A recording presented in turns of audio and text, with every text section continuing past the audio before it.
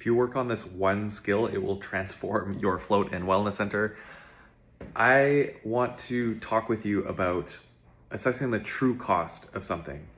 And in a similar way, it can be about assessing the true value of something as well.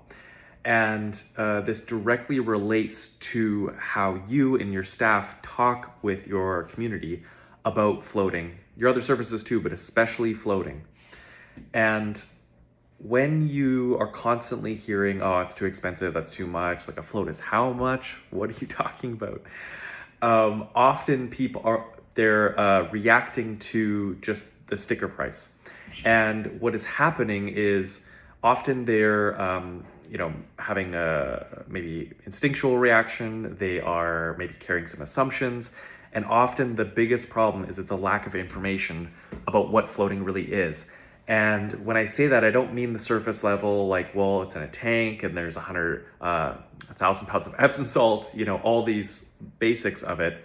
It's about the deeper levels about what it can actually do for them. It's about the transformation that others have received in the past.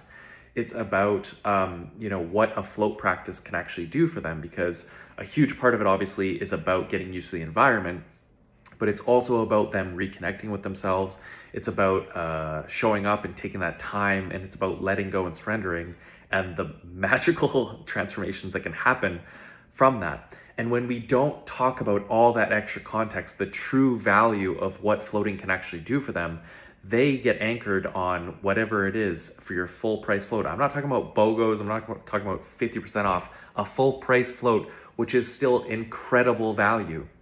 And so you may also be sort of running the same script yourself in your business, which is if you're only looking at what something costs, so the sticker price of it, and not sitting and considering the other costs. And another way that this can happen is if you go always with the cheapest option. We so often don't consider and look at the true cost of, yes, you might be saving money in the short term, but what is the loss in time? What is the loss in maybe your time and effort, because you have to do more to make up for whatever this cheaper option is?